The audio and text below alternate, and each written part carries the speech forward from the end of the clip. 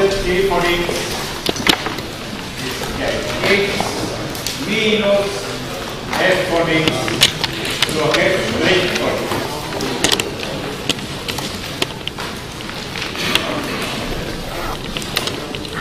Mit dem wir ausgehen von der Näherung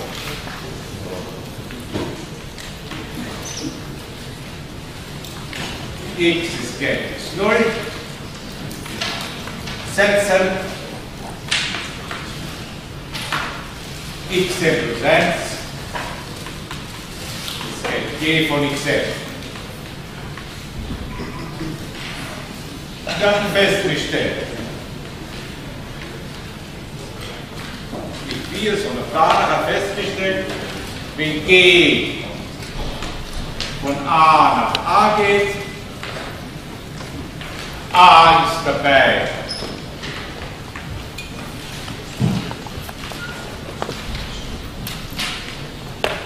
Vollständige Menge mit Abstand das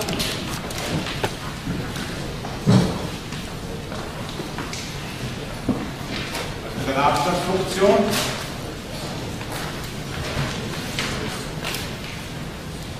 und wenn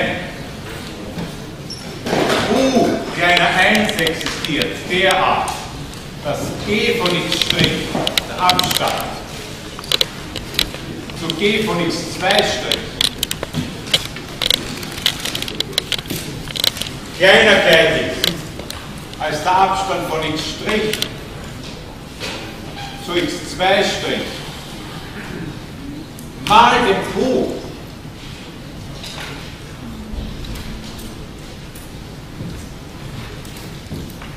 dann existiert eindeutig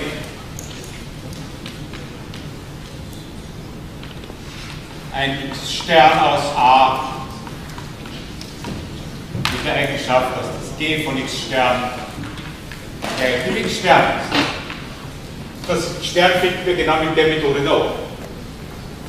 Das haben wir gezeigt.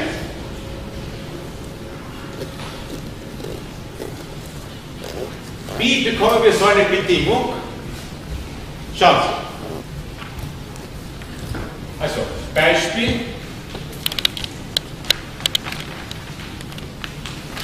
A ist ein kompaktes Intervall.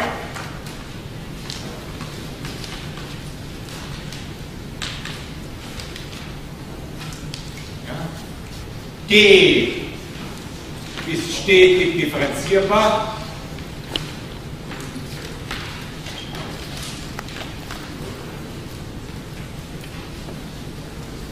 Und für alle x aus A gilt, dass die Ableitung von G, G' von x, kleiner gleich ist als Q kleiner als 1, also wenn die Ableitung kleiner gleich Q kleiner 1 ist, dann folgt aus dem Satz vom endlichen Zuwachs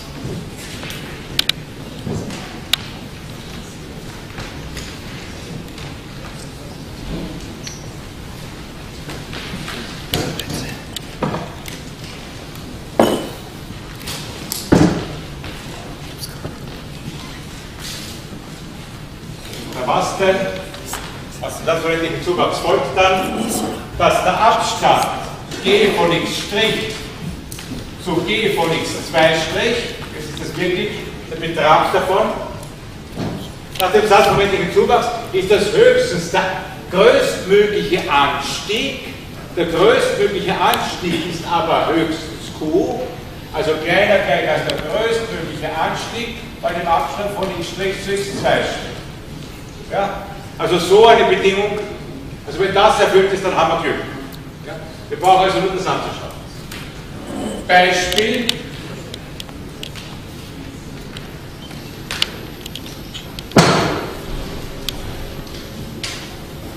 Die Newton-Formel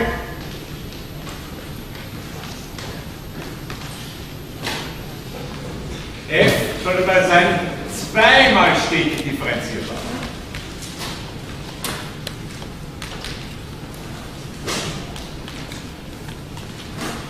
Ja? Denn da oben steht das G von x da, hier rechts. Das G ist bei der Newtonform. Dann ist das G' von x gleich x abgeleitet ergibt 1 minus Bruchstrich Quotientenregel, also f' von x zum Quadrat, Nenner oben anschreiben, f' von x mal Zähler differenzieren, das ist wieder f' von x, das ist das Ganze also zum Quadrat, minus Zähler anschreiben, f von x mal Nenner differenziert f2' von x. Ja? Und das ist gleich, so meine Damen und Herren, jetzt schauen Sie her, ich zerbreche den Bruch. Ja? Denn f' von x zum Quadrat durch f' von x zum Quadrat ist der 1. Und 1 weniger 1 ist keins. Das fällt weg. Bleibt uns nur noch minus minus. Das ist plus f von x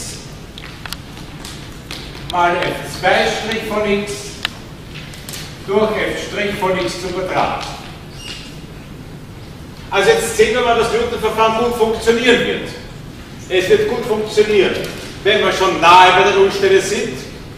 Also bitte kein x0 nehmen, wo das f von x 1000 ist. Also das ist irgendwie sinnlos. Es wird gut funktionieren, wenn die Ableitung recht groß ist. Tangentastieg hoch ist. Da werden wir recht schnell hinkommen. Und wenn die zweite Ableitung klein ist, also kein Wackel, kein sich hin und her krümmen. Ja? Also das sind die Bedingungen. Und jetzt fangen dann die Mathematiker an, so herumzutüfteln, und wie man das weiter und weiter machen kann, ist uns wurscht. Ja? Wir verwenden das Newton-Verfahren in diesem Glauben, meistens funktioniert. Wenn es nicht funktioniert, dann können wir dann anfangen, zu den Mathematikern zu laufen. Ja? Weiter. Ja? Beispiel.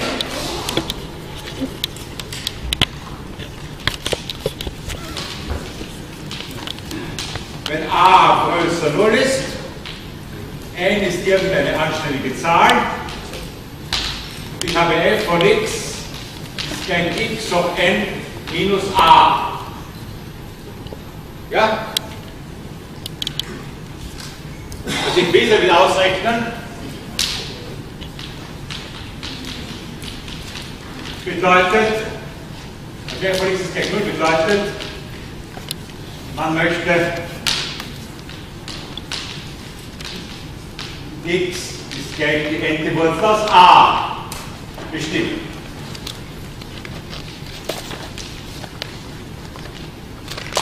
Ja? Spaßeshalber nehmen wir dann für groß A ist gleich.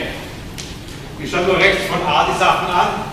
Klein a bis irgendwo hin ist mir eigentlich egal, sollte eigentlich kompakt sein, kann aber auch unendlich sein, das ist egal.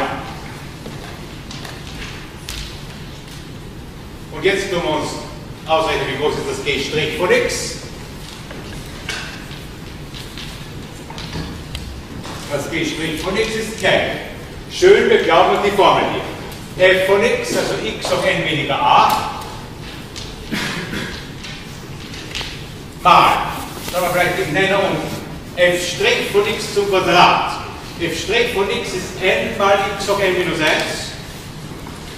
Also, n Quadrat mal x hoch 2n minus 2. Verstanden?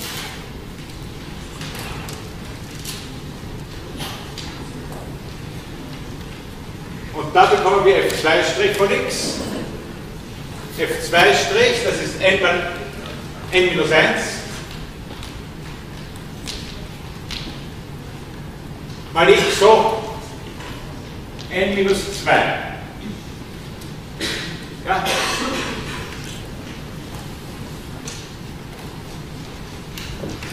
Also kriegen wir heraus, das ist gleich.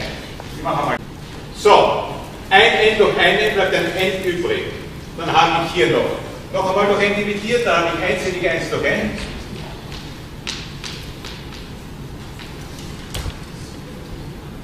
Und da habe ich x hoch n minus 2 und da habe ich x hoch 2 n minus 2. Da bleibt uns x hoch n in übrig.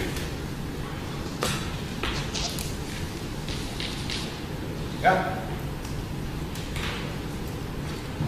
Das ist also gleich, wenn ich wieder dividiere, habe ich 1 minus a durch x hoch n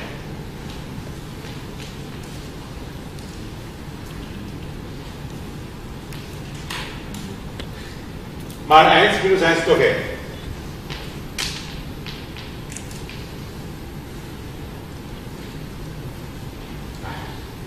Wissen Sie was? Da könnte man sogar gütig sein, da könnte man sogar die n-te Wurzel aus a nehmen. Ja? Je größer das Zeug wird, das ist auf jeden Fall positiv. Ja? Dann ist das auf jeden Fall positiv. Ja? Und immer kleiner als 1. Also, kleiner gleich als 1 minus 1 durch n. Ja? Also das konvertiert.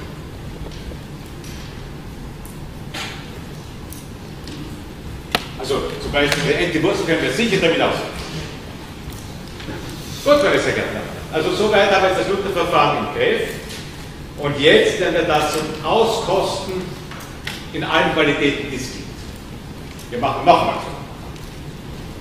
Aber jetzt sind wir eine kompliziertere Gleichung. Wir betrachten die Gleichung, wir machen immer nur Beispiele. Also am Beispiel sieht man es am besten. Die Gleichung y an der dritten gleich 2x plus 3y. Also gar keine lustige Gleichung.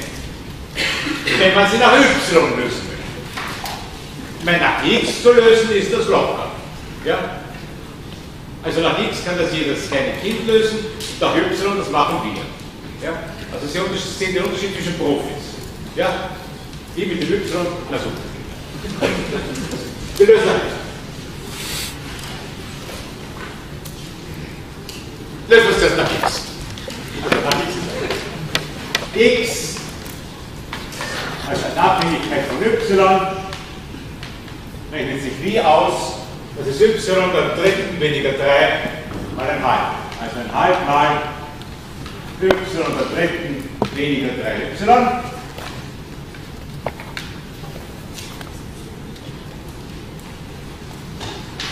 Das ist gleich, wenn Sie so wollen, 1 halb mal y Quadrat minus 3. Gut. Was ist dx durch dy?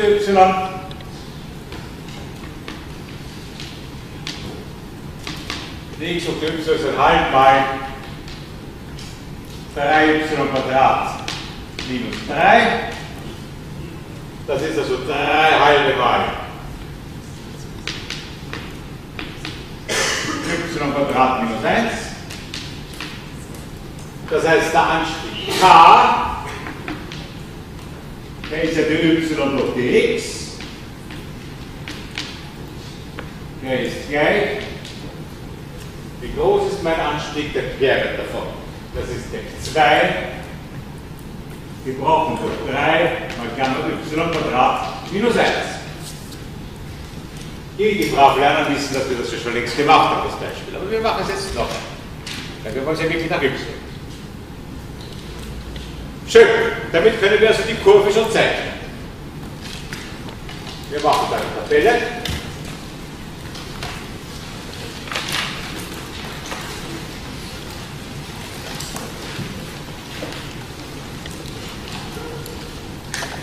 Sie wissen ja, Profis, x, y, k. Ja? Bei y die Werte. Jetzt haben wir die ersten. Sagen wir 0. Plus minus 1, plus minus 2, wird schon reichen.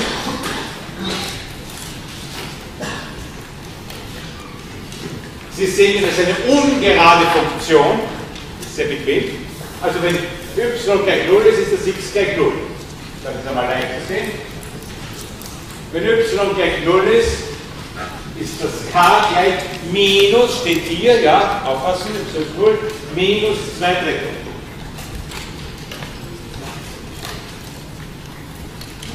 So, wenn y1 ist, habe ich ein halb, habe ich 1 weniger 3 ist minus 2, minus 2, davon die Hälfte ist minus 1, stimmt das? Also wenn es plus 1 ist, x minus 1, wenn y minus 1 ist, x plus 1. Der Anstieg, das ist aber peinlich, da kriegen wir 0 im Nenner, aber nicht 0 im Zähler, das heißt, der Anstieg ist unendlich.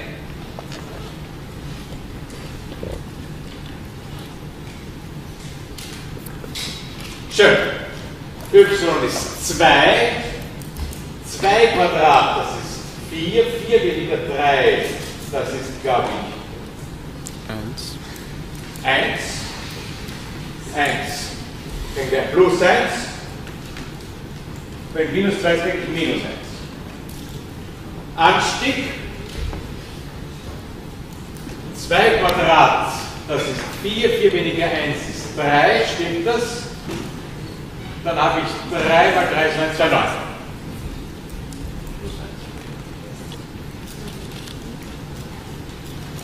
Ja, Anstieg ist gerade. Schön. Also auch zur Zeichnung.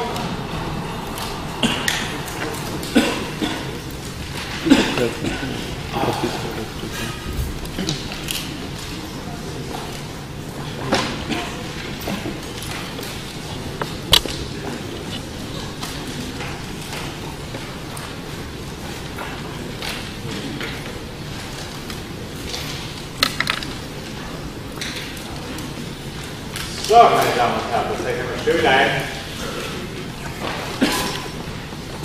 Schönes Raster. Wenn Sie kariertes Papier haben, brauchen Sie das nicht zu machen, was ich hier tun muss oder darf.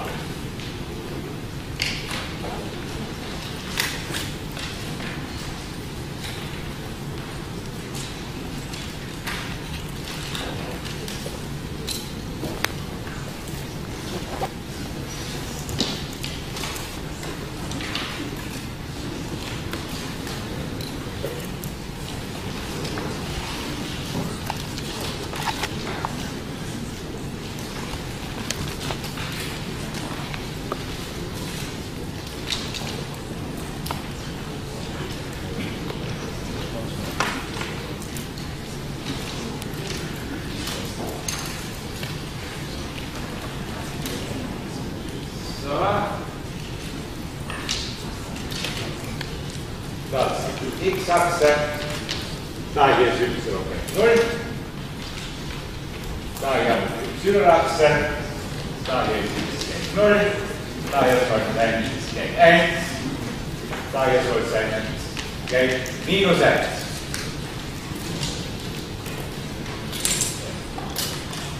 Und da auch 0,25,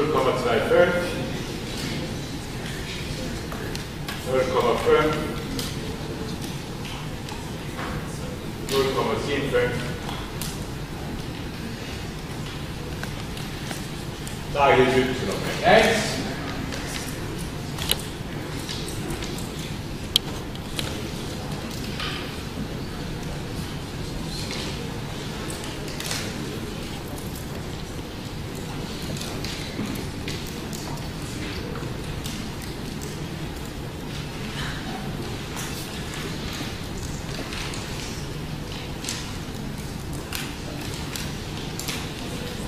da ist y gleich minus. Schön. Also, meine Kurve, die geht hier durch 0, 0. Dann geht sie durch minus 1, 1.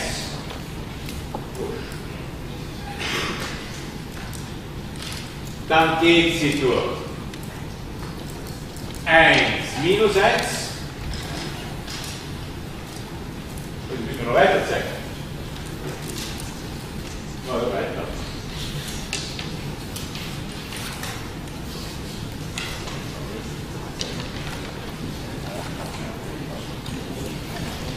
Das ist ein großer Vorteil da.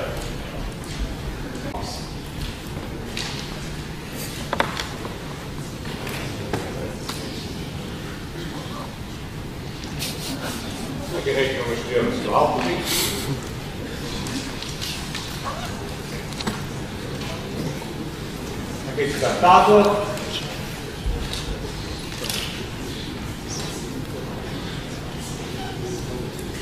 Und nach unten auch.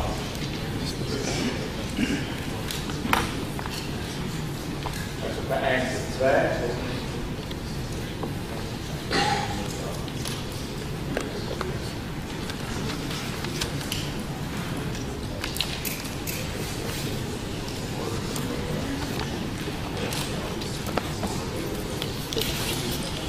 Ach, so große Zeichen, das ist nicht so toll zu fühlen. Da geht es dann da. Minus 1 minus. Da haben wir den Anstieg unendlich hier. Da haben wir den Anstieg unendlich. Da haben wir den Anstieg minus 2 Drittel. Das heißt 3 nach rechts, 2 nach unten.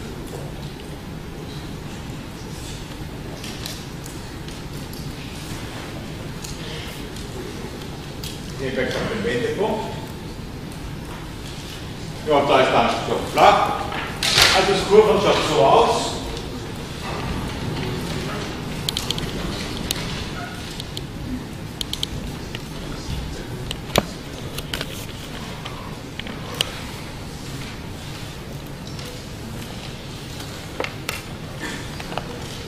Da lässt es mal aufgehen. Da geht es zum Wendepunkt, Wendetangente. Da wird es so runtergehen.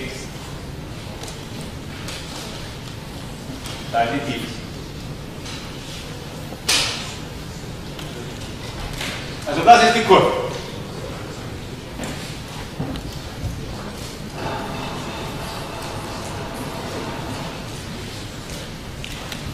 Schön. Was wir wollen, ist nach y. Wir wollen also jetzt suchen eine Funktion y ist gleich f von x, die diese Kurve beschreibt, die hier so schön vor uns ist. Und Sie werden schon sagen, dass so eine Funktion kann es ja gar nicht geben. Denn wenn ich da zum Beispiel x1 wähle, gibt es ja den möglichen Funktionswert oder den möglichen Funktionswert oder den möglichen Funktionswert. Die kann es ja gar nicht geben. Wissen Sie was? Machen wir mal die Augen zu, das machen ja Politiker auch, machen wir mal die Augen zu und versuchen nur zu rechnen. Ja? Also, wir wollen auslesen das y. Jetzt haben wir Gleichung y der dritten minus 3y minus 2x ist gleich 0. Und wer sich daran erinnern kann, wird vielleicht wissen, da haben wir ja doch für diese kubische Gleichung sogar eine Lösungsformel gelernt. Das können wir lösen. Wer es vergessen hat, macht nichts, weil wir sind ein Serviceinstitut. Wir werden einsetzen, das Ganze noch einmal, dass ich Ihnen zeige, wie es geht. Wir machen den Ansatz. Y ist eine Summe, U plus V. Ja?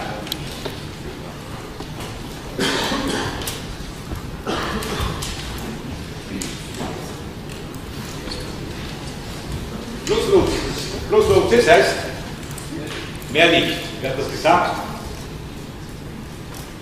Goethe, also starb, soll ich gesagt haben.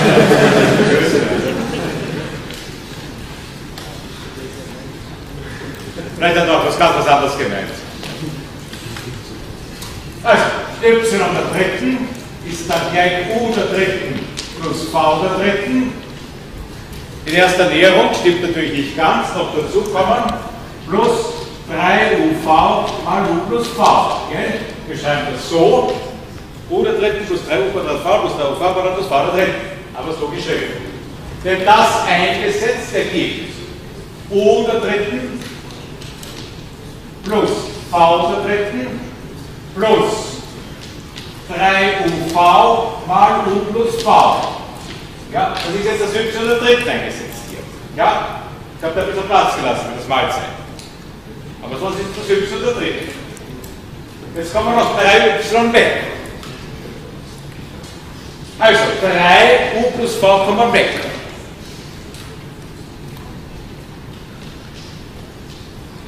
Jetzt habe ich y der dritten weniger 3y geschrieben. Sehen Sie das? minus 3y. Ja? Und das ist 2x. Na, da wäre es doch schön, wenn UV gleich 1 wäre. Wenn UV gleich 1 wäre, wäre das ja super, denn wenn UV gleich 1 wäre, würde das da wegfallen. Sehen Sie das? Dann hätte ich ja 3 weniger 3. 3 weniger 3, das liegt. Dann hätten wir U der dritten plus V der dritten ist gleich 2x. Ja, aber wir dürfen nicht vergessen, U der dritten mal V der dritten ist ja auch 1.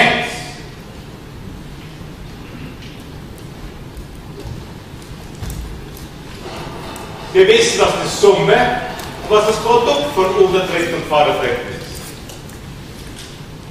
Das heißt, Z ist gleich U der dritten oder Z ist gleich V der dritten löst eine quadratische Gleichung. Nämlich jene quadratische Gleichung, Z Quadrat, bei der der lineare Koeffizient das Negative von dem ist, minus 2xz und der konstante Koeffizient der 1 ist. Plus 1 ist gleich 0. Das ist die quadratische Resolvente. Also haben wir z ist gleich z1, das ist U der dritten, ist gleich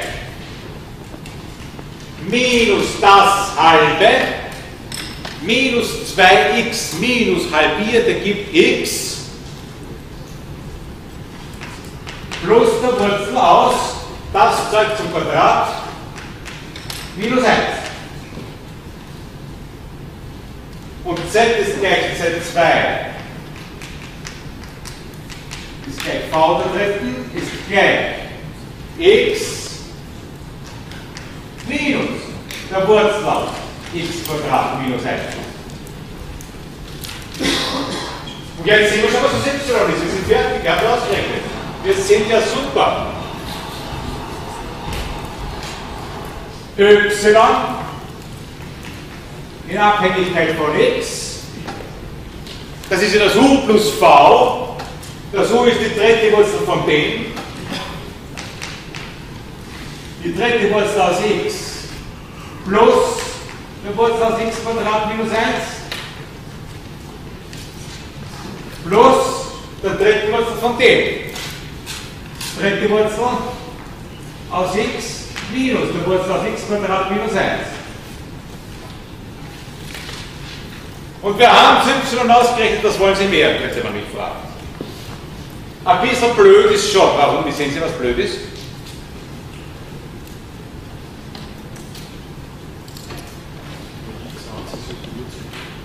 Da, wenn x1 ist, dann macht man eigentlich weniger. Wenn x1 ist, wird die Wurzel 0, da haben Sie richtig. Dann habe ich hier nur eine 1 stehen, die dritte Wurzel aus 1 ist 1. Und 1, da kommt auch 1 raus, 1 plus 1 ist 2, kriegen wir den Wert heraus. Bei 0? Aber blöd ist, wenn das x was ist? 0. Wenn 0 ist, das wäre schon sehr, sehr peinlich. Dann hätten wir ja J. Und wir leben schon im Komplex und das wollen wir ja nicht. Wir wollen ja reell bleiben, nicht reelle Geschäftsleute. Also dafür müssen wir sorgen, dass das x entweder ist aus minus unendlich bis minus 1. Beim minus 1 dürfte noch dabei sein. Oder aber von 1 bis unendlich. Also, wenn ich es andeuten darf, da ist x gleich minus 1, da ist x gleich 1, da ist die y-Achse, da ist die x-Achse. Rechts von 1, schaut dann ungefähr so aus. Wir haben sie beschrieben, links von minus 1, wenn ihr glaubt, ist symmetrisch. Schaut ungefähr so aus. Also wir haben jetzt sozusagen Sehen Sie, von der Funktion haben wir genau das beschrieben, was man da oben nicht gezeichnet hat, weil es zu groß war. Ja? Diese Sachen haben wir beschrieben. Aber wo es wirklich spannend wird, nämlich da hier,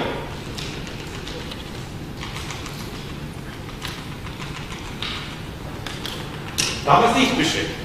Das fällt uns gerade vielleicht. Können wir ja auch gar nicht, denn was von den drei soll es denn werden? Ja? Jetzt könnte jemand kommen und sagen, ja, da tun wir es halt komplex rechnen und da kriegst du dann eh drei Lösungen im Komplexen heraus. Das ist richtig. Ich tue mir die Arbeit aber nicht an. Kein Mensch tut sich die Arbeit an. Niemand tut sich die Arbeit an. Niemand kennt überhaupt mehr diese Lösungsform.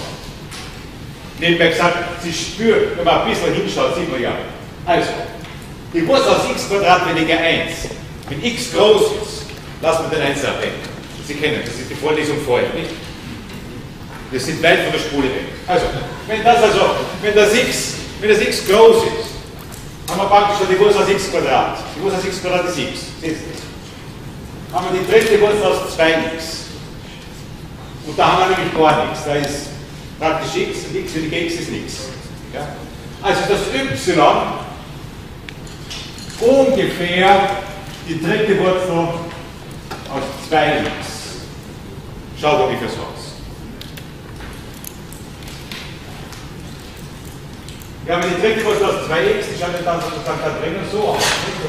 Und genau das ist ja das Uninteressante. Dahin wird natürlich dieser Einser wird da wesentlich in dem Bereich, der wird erklärt. Und der interessiert uns auch. So, meine sehr verehrten Damen und Herren. Jetzt habe ich die weitere Mitteilung machen. Dieses ganze Lösungsverfahren, das ich da aufgeschrieben habe, das funktioniert halt da gerade zufällig. Wenn ich x statt y der dritten, y der fünften genommen hätte oder y der siebten, sind wir aufgeschmissen. Ja, geht mit Wurzeln da. Im Allgemeinen. Also vergessen Sie es. Wir lösen das Ganze an.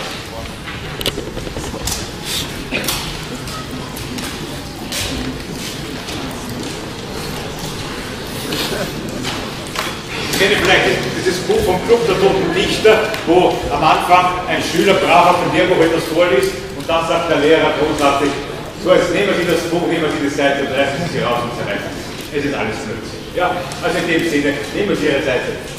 Nein, zerreißen Sie es nicht, es ist ja, Sie sehen schon, dass die Mathematik schon mächtig ist. Sie zeigt sogar, wo es nicht geht. Aber gerade da, wo es nicht geht, da interessiert es uns halt so wahnsinnig. Und die Sache ist jetzt die, wir werden die Sache einfach lösen mit dem Newton-Verfahren. Wir lösen das mit dem Newton-Verfahren und darum habe ich das auch so genau gezeigt. Wir machen Folgendes. Wir werden sagen, wir betrachten Groß f von xy, das ist gleich y der dritten minus 3y minus 2x. Und wir haben die Gleichung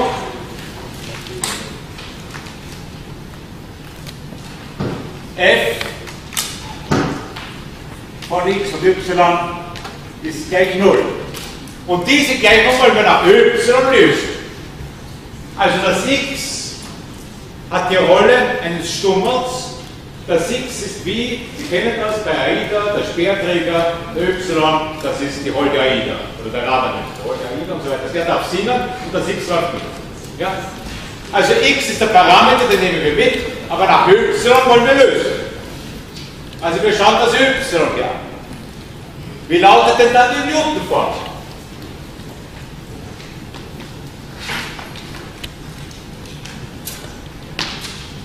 Genauso wie oben. Statt x müssen wir y schreiben. Y minus Groß F von x nehmen wir mit, y, wodurch jetzt dividiert?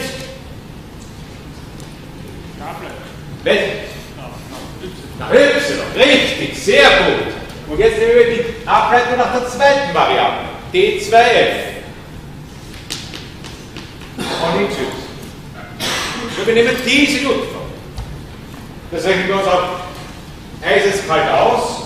Das ist also gleich y minus Bruchstrich. Oben steht y der dritten minus 3y minus 2x. Im Nenner steht 3y² minus 3 und das 2x gilt als Konstante, weil wir nur noch y differenzieren. Das ist also gleich gemeinsamer Nenner. Gemeinsamer Nenner ist 3y² minus 3. Schön mit y multipliziert, haben wir 3y der dritten minus 3y. Ja, das ist daher erweitert. Aufpassen, verdammt nochmal aufpassen auf das Vorzeichen. Minus y der dritten plus 3y plus 2x.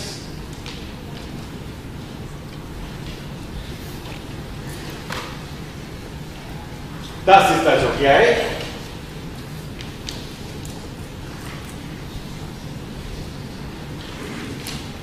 da habe ich 3y der dritten minus y der dritten, das ist 2y der dritten. Sehen Sie das? Habe ich 2y der dritten plus 2x. Was geschieht mit dem minus 3y? Die fallen weg. Minus 3y plus 2y. Also haben wir da 2 mal y der dritten plus x.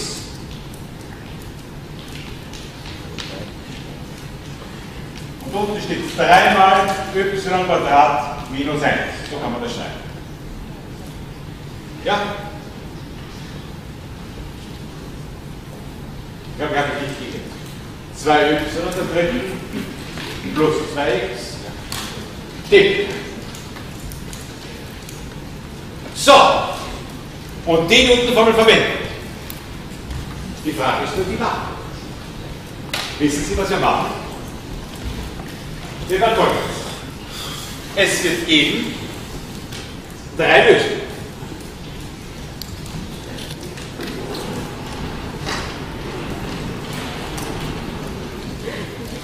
Es wird geben die Lösung hier.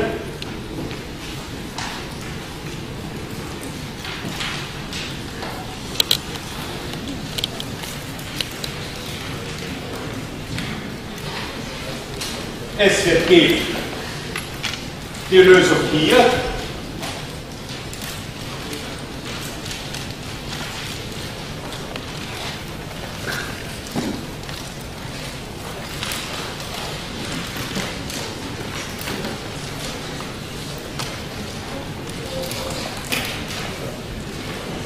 Und es wird geben die Lösung hier.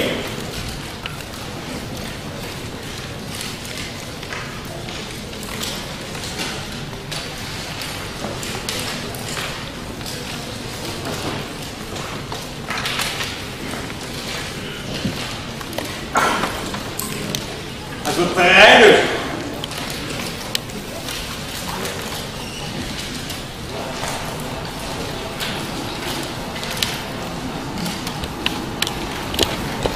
Wir werden also haben,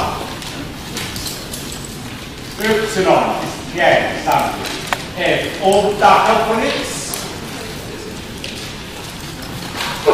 Wir werden haben, y ist gleich, f Welle von x.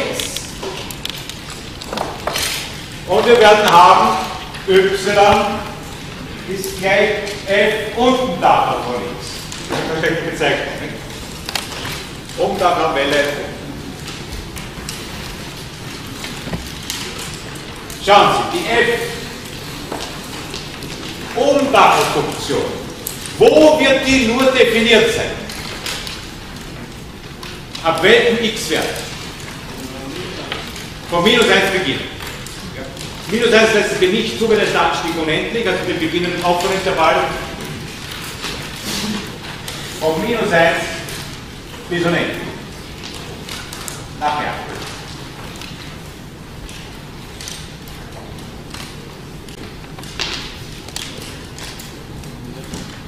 Wo ist die nur definiert? Von minus 1 bis plus 1.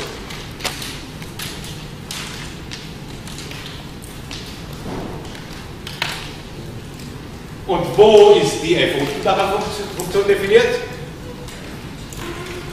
Von minus unendlich bis 1.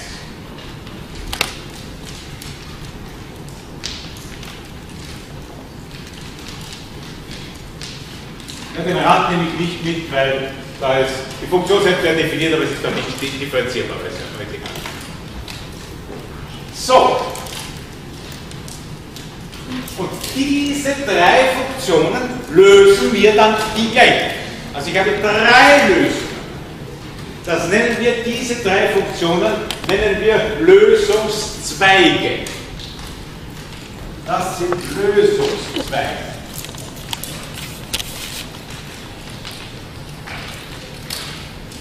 Klingt ein bisschen biologisch. Und tatsächlich, wie bekommen wir sie?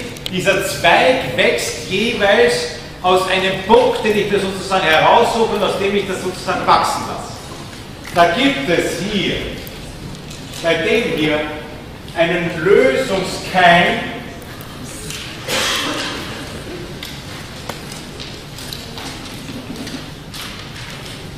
und zwar nehme ich als Lösungskeim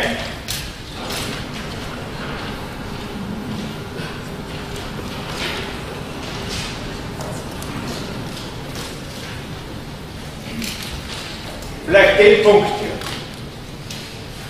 Man hätte auch den genommen, den Radar. Den da. Also den kennen wir. Den kennen wir. Wenn das x gleich 0 ist, wenn das x gleich 0 ist, ist das y oder dritten gleich 3y. Sehen Sie das? Und y soll gefälligst bitte nicht 0 sein. Dann ist y Quadrat gleich 3. Und y soll gefälligst positiv sein. Dann ist also y gleich Wurzel aus 3. Also das ist der Punkt 0 und Wurzel aus 3. Das ist dieser Lösung.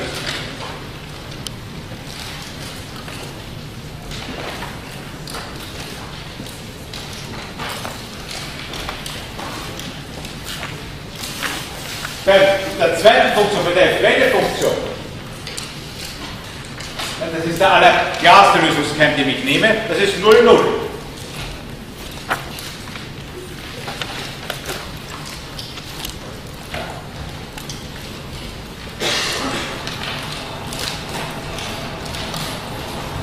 Und dann nehmen wir den Lösungskeim, bleibt stehen, das ist dann 0 und minus Wurzel 3. Ja? Also das sind die Lösungskeime. Also da haben wir einen Lösungskeim.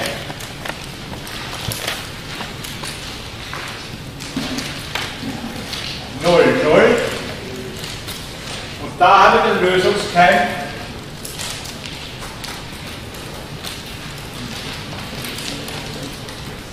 Null minus Wurzel aus 3. Und aus denen lassen wir dann die Lösung wachsen. Und diesen Wachstumsprozess, den werden wir jetzt gemeinsam erleben, indem ich da jetzt Zitat.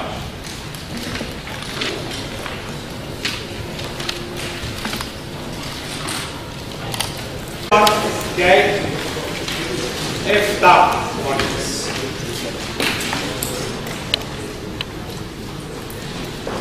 Wir machen eine Wertetabelle.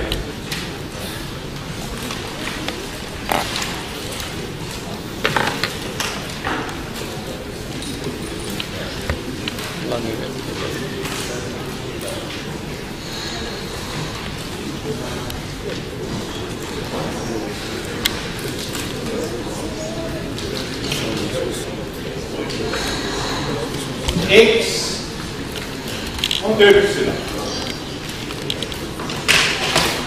Und ich gehe aus vom Keim. Der Keim ist x ist 0, y ist Wurzel 3, 1,73205. Ja, das ist Wurzel 3. Einverstanden? Das weiß ich halt auswendig. Und der ist einmal fix, der Wert.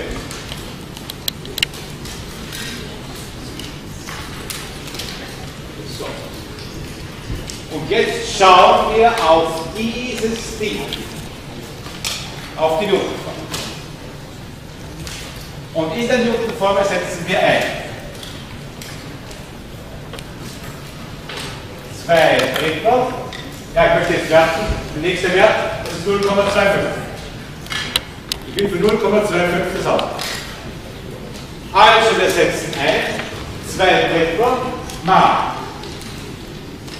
y der dritten plus 0,25 gebrochen durch y Quadrat minus 1 und beginnen mit y ist gleich 1,73205. Und das Zeug setzen wir da hier ein. So. Am besten sind Leute, die so eine Tupfmaschine haben, wo man das eintippen kann. Wir können dann nachkontrollieren, ob das stimmt.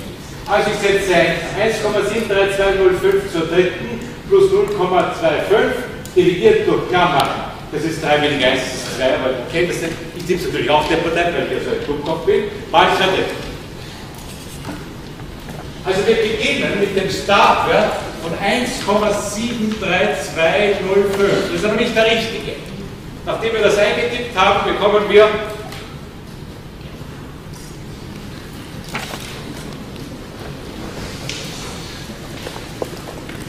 Super, geht normalerweise schnell. Also mein Newtonverfahren sagt, das ist 1,81538.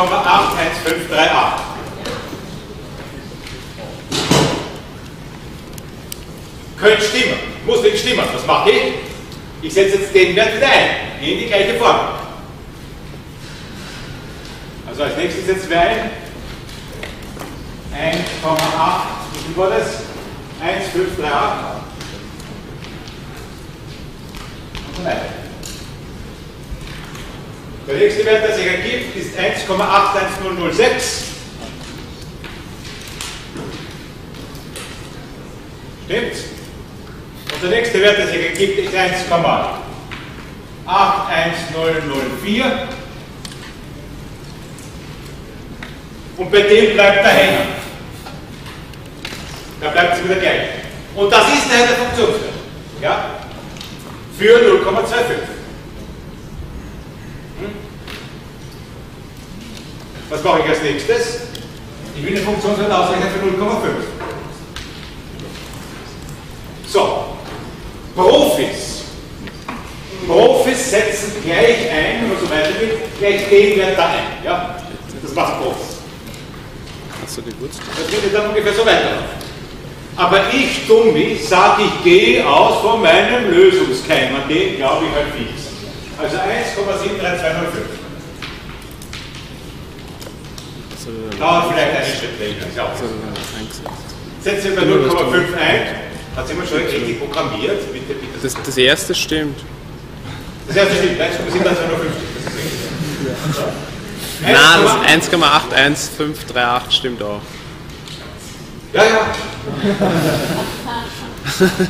Ja. Also, die Digitalsysteme sind noch nicht so weit entwickelt. Also, 1,89852.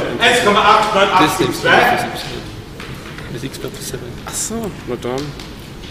Okay, das zweite stimmt auch. Das dritte stimmt auch. Ja. 1,87966. Jetzt fangst du rechts mit Klammer oder 0,5. Okay. 1,87939. Und dabei bleibt er hängen. Ja? Ja? Also so machen wir das einfach der Reihe nach. Und so kriegen wir die Funktionswerte heraus. Ich will sie nicht wirklich jetzt einmal aufschreiben als Tabelle, schaut sie sich auch auf, obwohl diese Zentren natürlich völlig schnurz sind, aber nur damit wir sehen, wie das wirklich funktioniert. 0,75 klarerweise. Profis setzen gleich den Wert ein. Ich dumme gehe gleich aus von 1,73205, weil ich weiß, das ist mein Keim. Ja? Also ich bin auf den Keim fixiert hier nur. Gut. Wenn Sie wirklich anständig sozusagen schneller rechnen wollen, dann kriegen wir 1,98205.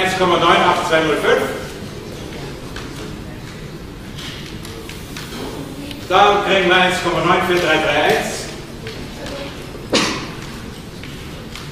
Und dann kriegen wir 1,94224.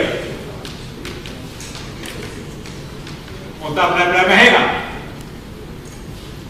Brutal, ich setze sofort ein 1. Ich setze 1 ein. Ich beginne, weil ich ein Dummkopf bin, mit 1,73205. Erhalte als erstes 2,06538. Als nächstes erhalte ich 2,00267. Dann als nächstes 2,00000. Und dabei bleibt der Hänger. Und meine sehr verehrten Damen und Herren, das ist ja kein großes Wunder. Denn das ist ja der Funktionswert. Aber wenn man schon ein bisschen sozusagen die Dummheit gepachtet hat, dann tut man das mit dem Newtonverfahren ausrechnen, obwohl man das von vornherein weiß. Ja? Aber es ist ja wieder andererseits ganz gut, dass man sieht, das Newtonverfahren ist schon wirklich gut. Und Sie sehen, eigentlich flott. Also bevor Sie da hier herumrechnen, machen Sie es doch hier mit dem Newtonverfahren. Ja? Es geht schnell. Jetzt sind wir nach rechts gelaufen, können wir auch nach links laufen. Dann wäre das verlängern. Ein Rundungswert ist drin. Minus 0,2. Das ist Minus 0,5. das ist die letzte Stelle. Den können wir auch weglassen. Das ist für die Stelle. Na, sonst hat er immer gerundet. Minus 1. Stelle mehr. Ich teile Ihnen wieder die Werte mit. Da ist es wieder sinnvoll, dass er wirklich beginnt mit 1,7320.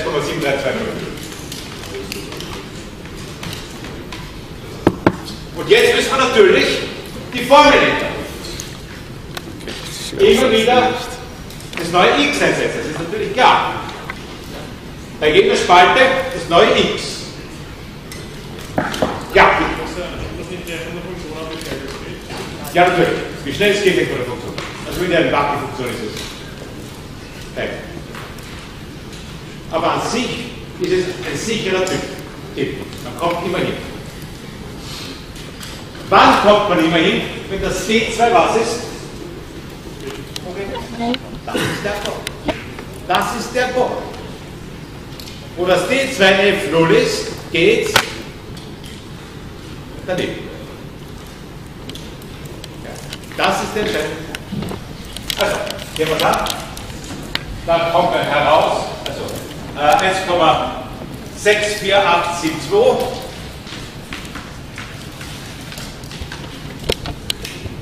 1,64183, 1,64178,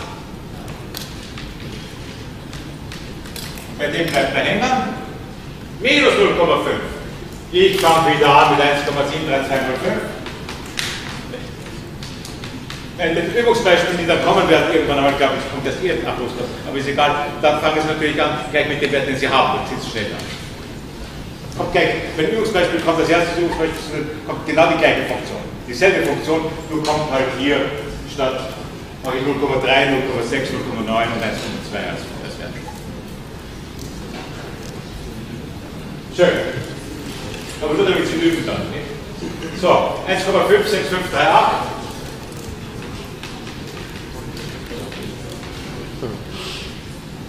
1,53328.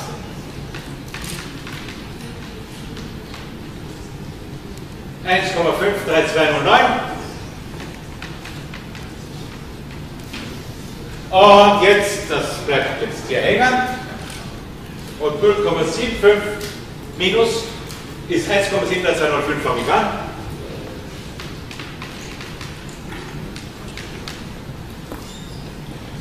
(1,48205)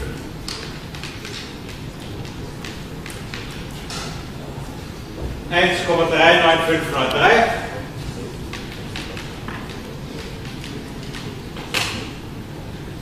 (1,38456)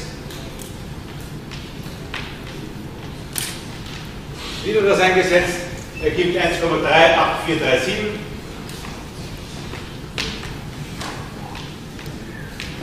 Also der, Sie sehen, ein bisschen mehr braucht man da schon.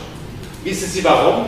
Bei 0,75 kommen wir schon nahe zu dieser verdammt kritischen Stelle, wo das y gleich minus oder das x gleich minus 1 ist. Und wo das x gleich minus 1 ist, habe ich ja einen Zusammenbruch des Newtonverfahrens. Sie können probieren, das Newtonverfahren einzusetzen, das sind, das war nicht so langsam hin und her, hängt dann von der Qualität Ihres Rechners ab, wo Sie dann hinkommen. Ja? Je nachdem, wie ihr rum. Das ist der Kauftisch. Sie sind wirklich Kauftisch. Die wahrsten Sinne des Wortes. Also bei minus 1, N. Da gibt es nichts.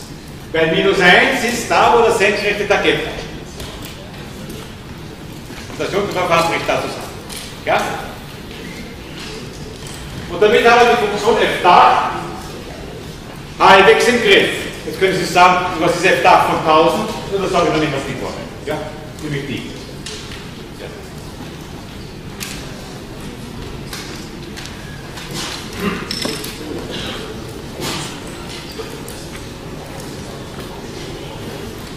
So, y ist gleich f Welle von x.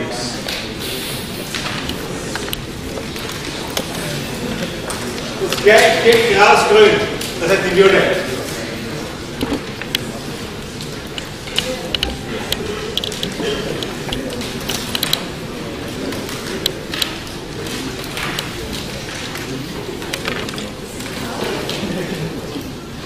Also x und y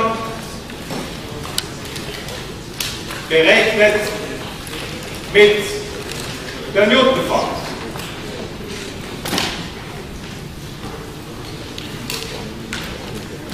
Ja? Und wir gehen an. X ist 0, 0,25, 0,5, 0,75 und dann mache ich Schluss. 1 mache ich nicht, warum mache ich 1 nicht? Weil bei 1 habe ich den Zusammenhang. Ja?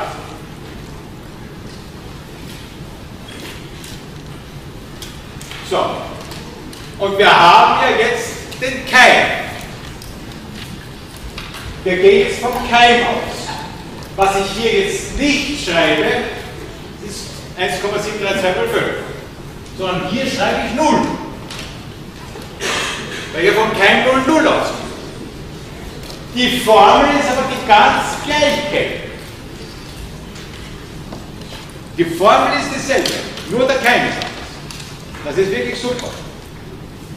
Die Formel ist die gleiche. Und jetzt fange ich an für das 0 ein, für y. Wir gehen jetzt statt x gleich 0 nehmen. X ist 0,25. Das kann ich, glaube ich, beim Kopf ausrechnen. Habe ich 2 mal 0,25, das ist 0,5, wenn ich nicht irre. 0,5, da bekommen wir ein Minus, minus 0,5, minus 0,5 Drittel ist minus 0,1666, nicht so? Ja. Also wir beginnen hier mit 0, 0, 0, 0, 0, 0, dann 0,16666. Ich habe das aufgenommen. Fast. 7. Und dann kommt Minus, Minus habe ich vergessen. Minus 0,16825. Und da bleibt er schon hängen. Bei 0,5. Ich beginne, eigentlich sollte ich ein Ding einsetzen, aber ich beginne trotzdem mit 0,00000. Und dann habe ich Minus. Kann man sich auch ausrechnen im Kopf, kommt der Drittel heraus. Minus, minus. 0,33333. Dann kommt minus 0,34722. Was war denn jetzt falsch?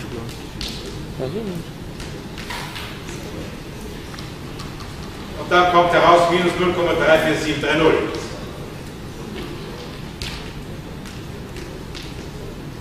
Bei dem bleibt er.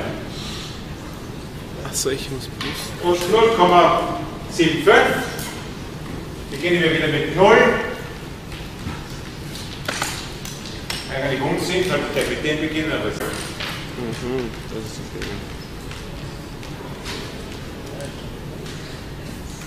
Dann haben wir minus 0,35456er, 5 6. Und dann endet es bei minus 0,55787.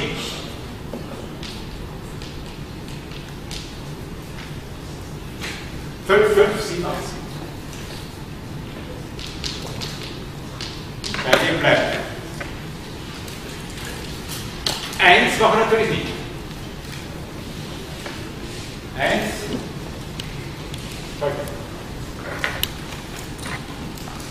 Und jetzt kann man so auch alle anderen ausrechnen. Das ist so, wenn es ja der Plan bleibt.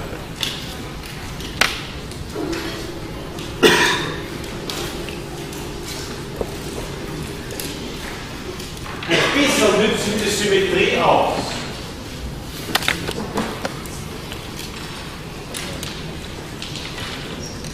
Symmetrie der Lösungszweige.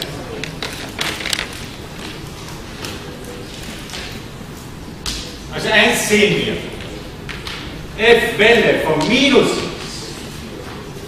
also diese Wellenfunktion, diese lila, F-Welle von minus x ist minus F-Welle von x, die ist ungerade.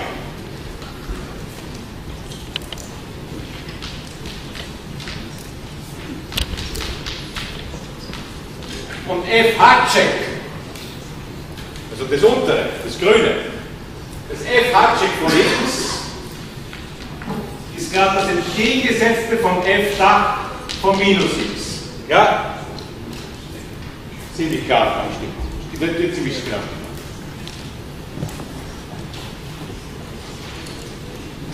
Und das darf man umgekehrt.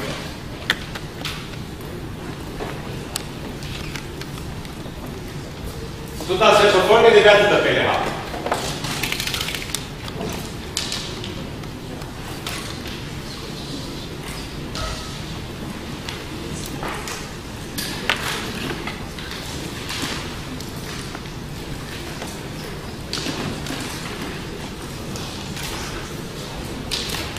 Drei Wertetabellen.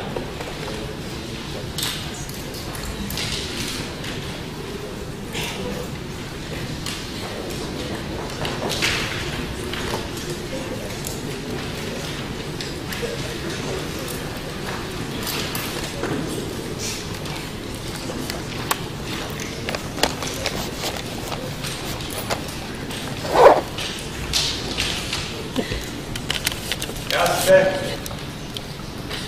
zweite, dritte. X, Y gleich F Dach von X, X, Y ist gleich F Welle von X, X, Y ist gleich F Hatschek von X. Also wenn Sie so wollen.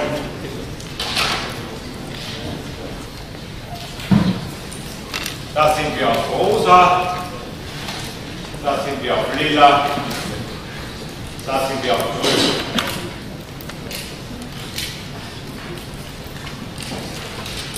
Schön. Und x hier. Wir beginnen mit minus 0,75, minus 0,5, minus 0,25, 0, 0,25, 0,5, 0,75, 1. Und lesen Sie einfach ab, wie Sie da stehen. Minus 0,75, das ist da ganz recht, das ist 1,38. Ja?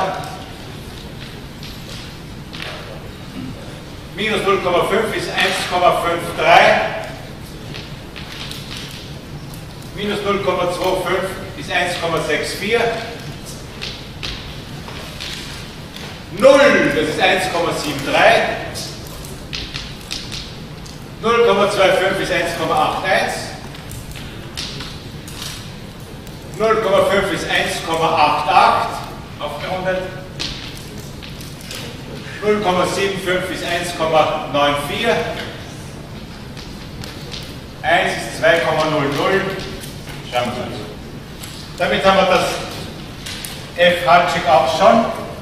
Minus 0,75, minus 0,5, minus 0,25, 0, 0,25,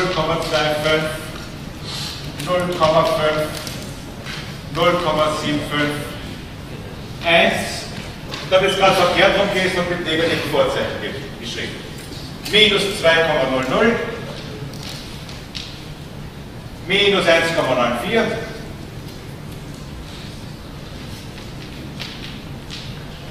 minus 1,88, minus 1,73. Ja! Minus 1 hat jetzt gemacht. Bitte? Bei minus 1 ist doch minus 2, oder? Versteht? Bei minus 1 x wäre das doch minus 2. Aber minus 1, jetzt haben wir den falsch geschrieben. Ja. Oh, wow. Falsch. Falsch. Was habe ich denn falsch gemacht? Sie haben einfach nur minus 1. Ah! Bei 1 ist die Funktion gar nicht. Ich habe 1 nach links verschoben.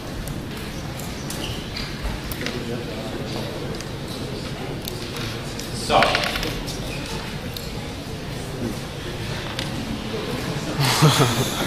Jetzt erleben Sie mich in meiner völligen Verzweiflung, Sie müssen es mal diktieren. Ja?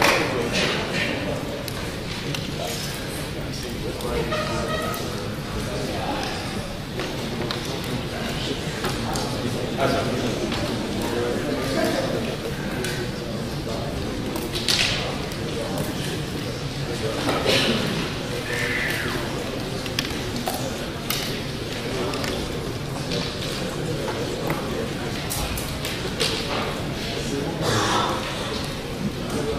X, Y ist gleich f da, also ein Handcheck von X.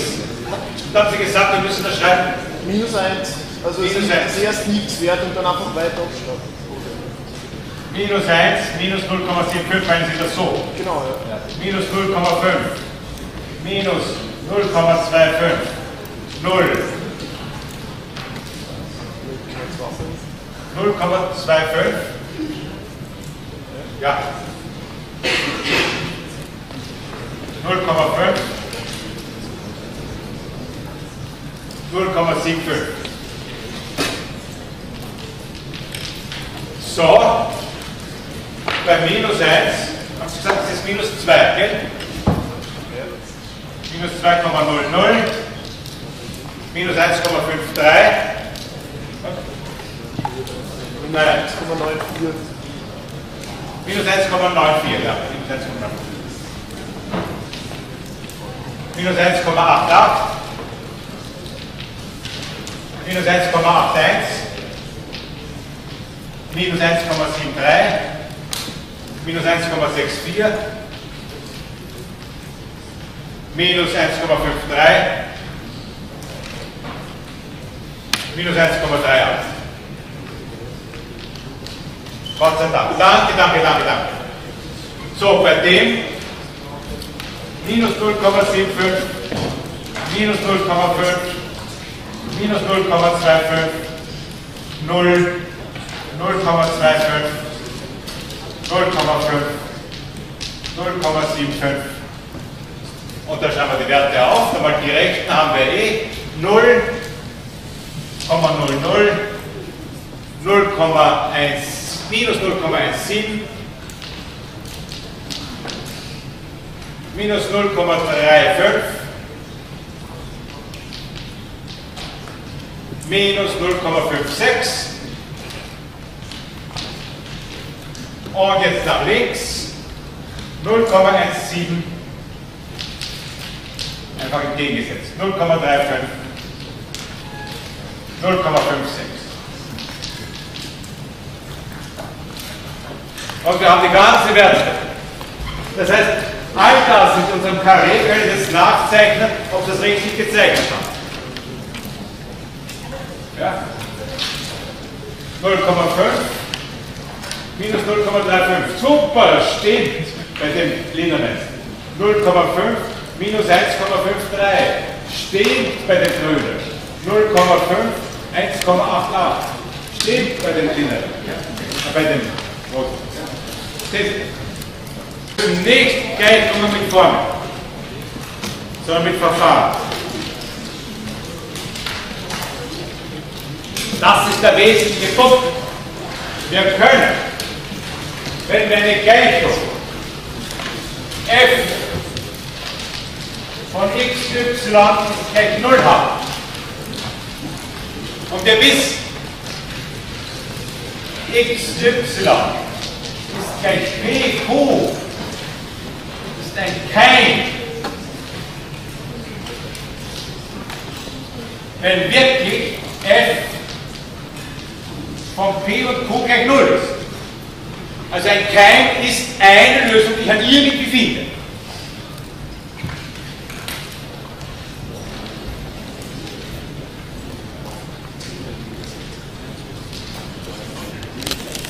Löse ich nach, sagen wir, y als y ist gleich f von x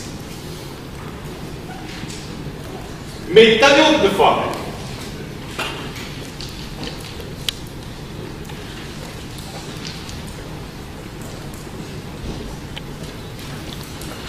Y minus groß f von xy durch die Ableitung nach der Variable nach der Größe d2f von xy.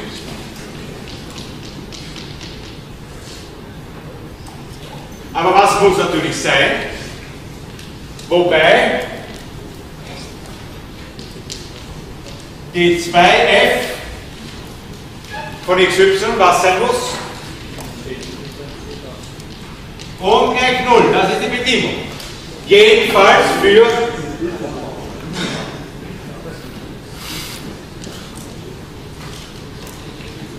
xy ist gleich pq, jedenfalls für Keim. Wenn es beim Keim von 0 verschieden ist, ist es auch eine Umgebung von 0 verschieden. Dann löse ich das. Dann bekomme ich sozusagen aus der Gleichung hier die Lösung. Aber nicht die Lösung, sondern nur den Lösungszweig. Nämlich jene, der noch den Keim läuft. Ja? Und das, was hier steht, nennt man Satz über implizite Funktionen.